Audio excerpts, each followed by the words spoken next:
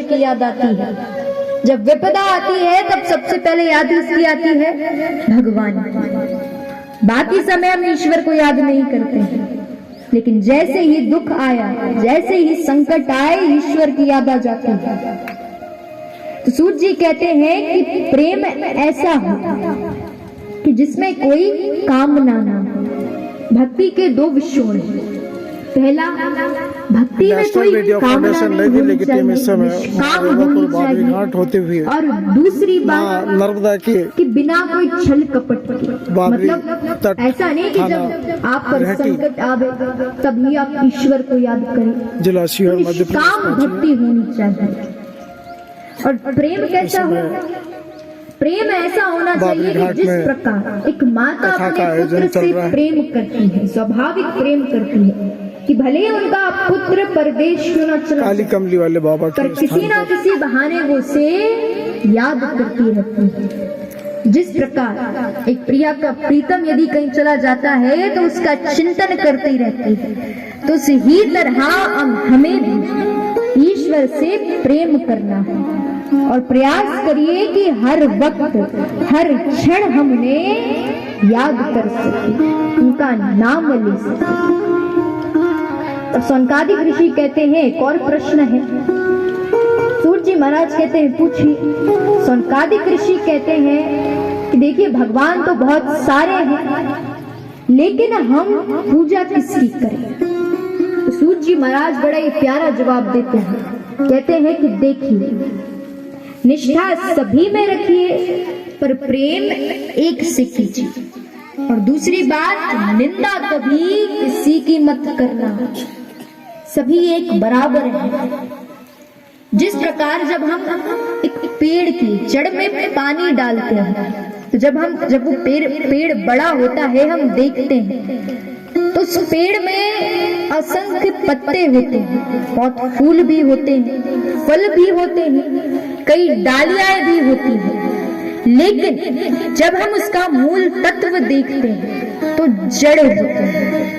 उसी तरह वो मूल तत्व है श्री कृष्ण। वंदना सबकी करिए, लेकिन प्रेम एक से करिए। और दूसरी बात, कभी किसी की निंदा मत करना, क्योंकि एक साधे सब सदे, सब साधे सब जाए। तो प्रेम एक से करो पर निष्ठा सब में रखो। तो सौनकादिक ऋषि कहते हैं, एक और प्रश्न है। एक बात बताइए कि भगवान ने तो कोई अवतार लिए हैं, लेकिन कहते हैं भगवान अजन्मे हैं, उन्होंने जन्म नहीं लिया, इतने अवतार कैसे ले लिए? तो सूत जी महाराज कहते हैं कि देखिए, आपके प्रश्न में ही आपका उत्तर है। भगवान कभी जन्म नहीं लेते, उनका जन्म नहीं होता है, वो हमेशा अवतार धारण करते हैं। प्रभु ने कभी जन्म नहीं लिया है, अवतार धारण करें। और क्यों करे हैं? जब जब होत धर्म की हानि, बड़ही असुर महाअभिमानी, तब तब धरि प्रभु विविध शरीर, हर हिम कृपानिधि सज्जन तीरा। तो सौनकादिक ऋषि कहते हैं कि भगवान ने 24 अवतार लिए हैं, तो उसकी कथा हमें आप सुनाइए। तो सूत जी कहते हैं कि जब इस पृथ्वी का निर्माण हुआ तो भगवान ने 5 महाभूत और 11 इंद्रिय। 5 महाभूत कौन कौन से? क्षितिजल पावक पवन समीरा, पंच रहित है अदम शरीरा। मन में प्रश्न आता है, महाराज ये 5 महाभूत कौन कौन से हैं? तो वायु, अग्नि, जल, पृथ्वी, आकाश, ये 5 महाभूत और 11 इंद्रियाएं होती हैं। तो 5 महाभूत और 11 इंद्रियों को मिलाकर भगवान ने पुरुष का रूप धारण करा है, मनुष्य का रूप धारण करा है। और जब ये धरती, ये पृथ्वी जलमग्न हो रही थी, तब श्री हरि विष्णु शेष शैया पर निद्रा में लीन थे। तब उनकी नाभि से कमल उत्पन्न होता है और उस कमल के पुष्प से ब्रह्म उत्पन्न होते हैं।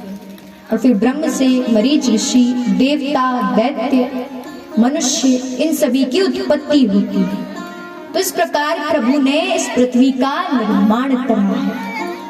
तो देखिए, अभी हम 24 अवतारों की कथा संक्षिप्त में सुनेंगे, आने वाले दिनों में हमने विस्तार से सुनेंगे। तो आइए 24 अवतारों की कथा में प्रवेश करते हैं।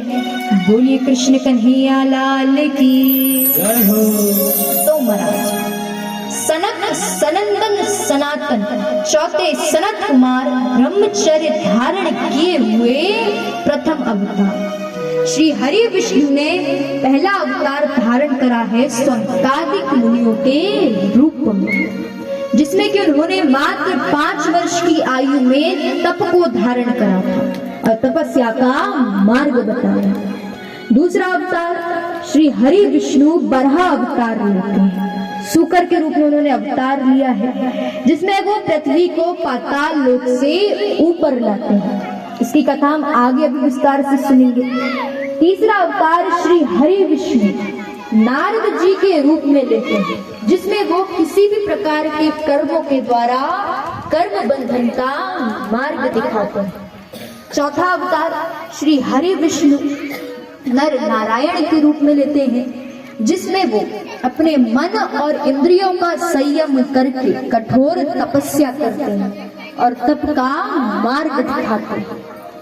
पांचवा अवतार श्री हरि विष्णु कपिल मुनि के रूप में धारण करते हैं, जिसमें वो सभी तत्वों का निर्णय करने वाले सांख्य शास्त्र का पुनः निर्माण करते हैं और अपनी माता देवहूति और असुर नामक दैत्य को वो उपदेश देते हैं। ये उनका पांचवा अवतार है। श्री हरि विष्णु छठवा अवतार दत्तात्रेय के रूप में लेते हैं। माता अनुसुईया की कथा आती है, इसे हम विस्तार से सुनते हैं। तो महाराज एक बार की बात है, माता अनुसुईया त्रिदेव जैसे पुत्र पाने की कामना से कठोर तपस्या करती है। अब त्रिदेव कौन कौन है? ब्रह्मा, विष्णु और महेश।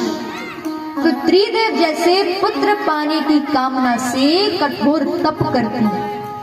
अब जब ये बात त्रिदेव को पता चलती है कि माता अनुसुईया हमारे जैसे पुत्र चाहती है, वे प्रसन्न होते हैं। लेकिन जैसे ही ये बात तीनों देवियों को पता चलती है, मतलब उनके अर्धांगिनी, तीनों देवियां कौन? माता सरस्वती, पार्वती जी और लक्ष्मी जी। जब ये बात तीनों देवियों को पता चलती है कि माता अनुसुईया उनके पुत्रों जैसा, उनके पतियों जैसे पुत्र चाहती है, तब ये सुनकर के तीनों देवियों को जलन होती है, जलन के भाव आते हैं। और देखिए, ये स्त्री का स्वभाव है। यदि किसी ने आपसे अच्छी साड़ी ले ली तो जलन होती है, इसने मुझसे अच्छी साड़ी ली है, अब मैं इससे अच्छी लेकर के बताऊंगी। यदि किसी ने आपसे अच्छा श्रृंगार का सामान लिया है, आभूषण लिए हैं, तो आपको जलन होती है, इसने मुझसे अच्छा आभूषण लिया है, वो देखना इससे अच्छा लेकर के बताऊंगी। तो जलन के भाव आगे जाते हैं और शामत किसकी आती है? पतियों की। खाना भी